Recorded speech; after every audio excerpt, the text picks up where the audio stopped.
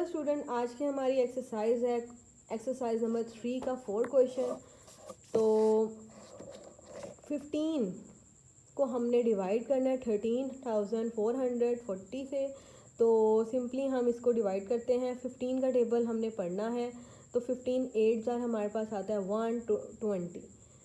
13 छोटा है, इस वजह से एक और वैल्यू पुट करेंगे तो 134 बनाया। और 15 का टेबल जब हमने पढ़ा 8 तक तो 120 आया और 120 आया। और इन दोनों को जब हमने माइनस किया तो हमारे पास आ गया 14 और देन 14 आया। और नेक्स्ट वैल्यू को हमने नीचे उतारा तो 144 और 144 को हमने सोल्व किया। 15 9 जार क्या आता है 135।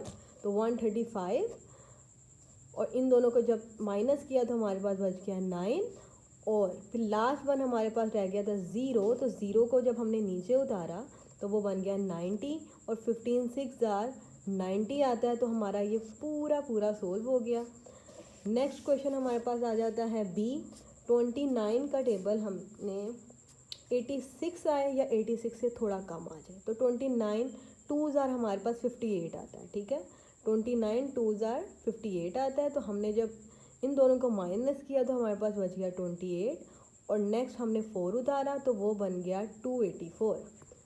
देन हमने 29 का टेबल 9 तक पढ़ा तो 261 आया और जब इन दोनों को हमने माइनस किया तो हमारे पास आ गया 23। इन दोनों को माइनस करने से हमारे पास 23 आया। ठीक है, और देन हमने एक और वैल्यू को नीचे उतारा, वो है 4, तो ये बन गया 234। 29 का टेबल जब हमने 8 तक पढ़ा तो 232 आया। 234 29 के टेबल में नहीं आता तो 232 लेकिन आता है। तो वो आता है किस पे 8 पर। तो 8 पर हमने किया तो 232 आ गया और देन इसको जब माइनस किया तो हमारे पास 2 आ गया और फिर लास्ट में हमारा बच जाता 9 और 9 को जब नीचे उतारा तो वो 29 बन गया और सिंपली 29 1 ज़ा 29 और ये क्वेश्चन सॉल्व। देन आ जाता है हमारे पास 56 को हमने सॉल्व करना है। तो 56 32 अगर देखा जाए तो वो 56 से क्या है छोटा है।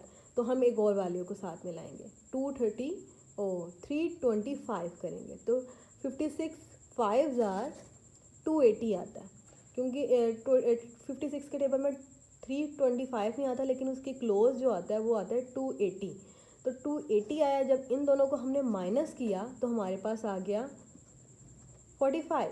ठीक है, 45 और फिर हमने एक और वैल्यू जो हमारे पास है वो हमने नीचे उतारी 3 और ये बन गया 453 और देन हमने इसको टेबल 56 का जब पढ़ा तो हमारे पास 8 पर आता है 448। ठीक है, और देन इसको हमने माइनस किया। जब माइनस किया तो हमारे पास बच गया 5 और फिर हमने लास्ट जो हमारे पास रह गया 6 उसको नीचे उतारा और उसको सॉल्व किया। 56 1 ज़ार 56 तो ये पूरा सॉल्व हो गया, ये हमारा आंसर।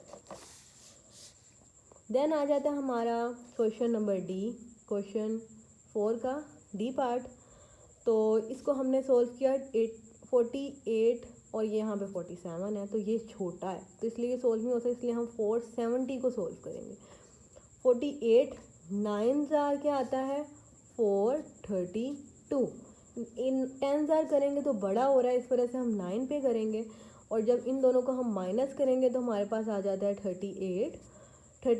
फिर देन हमारे पास जो 8 ऊपर है वो हमने नीचे उतारा तो ये बन गया 388। ठीक है, 48 का टेबल जब हमने 8 तक पढ़ा तो हमारे पास आ गया 384। 388 पूरा नहीं आता तो 384 क्लोज आता है तो हम 384 को हमने लिया और जब इन दोनों को माइनस किया तो हमारे पास आ गया 4 और देन हमारे पास लास्ट 8 बच गया था तो वो भी हमने नीचे उतारा, ये बन गया 48। तो 48 1 ज़ार 48 और ये हमारा क्वेश्चन सॉल्व। देन हमारे पास क्वेश्चन आ जाता है क्वेश्चन ई भी सिंपल है। 20 का टेबल हमने या तो वहाँ तक पढ़ना कि 56 आए लेकिन 20 के टेबल में 56 नहीं आता तो हम उसके क्लोज आएंगे, मतलब कि या इससे बड़ा ना हो लेकिन इससे छोटा हो सकता है।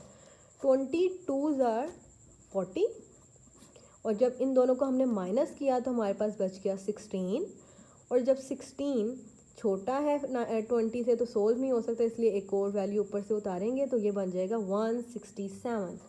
167 के क्लोज जब आएंगे तो 28,000 आता है। 28,000 मतलब 20 को जब 8 से मल्टीप्लाई करेंगे तो 28,160 आता है। तो 160 से हमने इसको सोल्व किया, जब इन दोनों को माइनस किया तो 7 बचा, और जब 7 बचा तो एक और वैल्यू को नीचे उतारा तो ये बन गई 78। 28,000 पहले हुआ था और अब होगा 23,060 आता है। तो 23,060 और 78 को और 60 को जब माइनस किया तो हमारे पास आ गया 18, और जब लास्ट पे हमारा बचा था 0 तो उसको भी हम उतार लेंगे तो ये बन जाएगा 180। तो 29,000 एग्जैक्ट 180 ही आता है। तो ये प्रॉपरली पूरा सॉल्व हो गया। देन आ जाता है F 98 का टेबल से हमने करना है। तो 26 जो है वो 98 से छोटा है, इसलिए हम 261 को सॉल्व करेंगे। 261 को सॉल्व करेंगे। 98 का टेबल हमने जब क्लोज पढ़ा तो 98 2,000 आता है हमारे पास 196, ठीक है। 196 और 261 और 196 को जब माइनस किया हमारे पास आ जाता है 65। और देन हमने जो ऊपर की एक वैल्यू थी वो नीचे उतारी, वो बन गई 656 वैल्यू हमारे पास बन गया। अब हमने इसको सॉल्व करना है। तो 98 का टेबल हमने क्लोज पढ़ा तो 98 6 जार 588 आता है। 98 6 जार 588, ठीक है। और 98 जब इन दोनों को माइनस किया तो हमारे पास बच गया 68, और लास्ट हमारे पास एक और 6 बचा था तो वो हमने 6 उतार लिया। और 98 7 जार मतलब 98 को जब 7 से मल्टीप्लाई किया तो हमारे पास आया 686। तो 98 7 जार 686, तो ये पूरा प्रॉपरली सॉल्व हो गया। आंसर देन आ जाता है हमारा जी पार्ट 11 के टेबल से हमने इसको सॉल्व करना है। तो 11 7 जार 66 आता है इसके क्लोजली। तो इन दोनों को जब माइनस किया तो 7 बचा, देन हमने 8 उतारा, और 11 7 जार 77, और जब इन दोनों को माइनस किया तो हमारे पास बचा ओनली 1। वाओ। फिर 11, फिर हमारे पास रह गया 1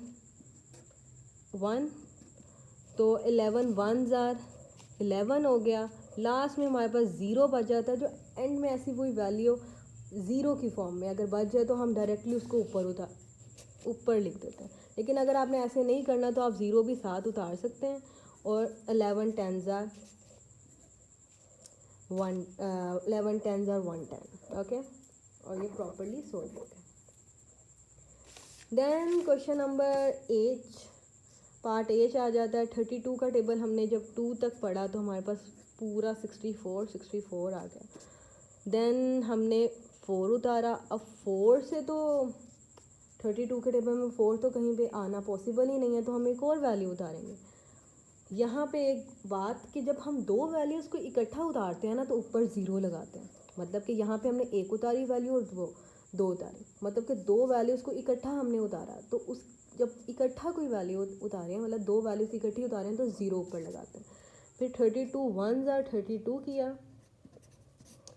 देन हमारे पास इन दोनों को माइनस करने से बच गया 13। देन लास्ट वन हमने 4 को नीचे उतारा। और जब 32 का टेबल 4 तक हमने पढ़ा, 32 का टेबल 4 तक पढ़ा तो हमारे पास आ गया 128।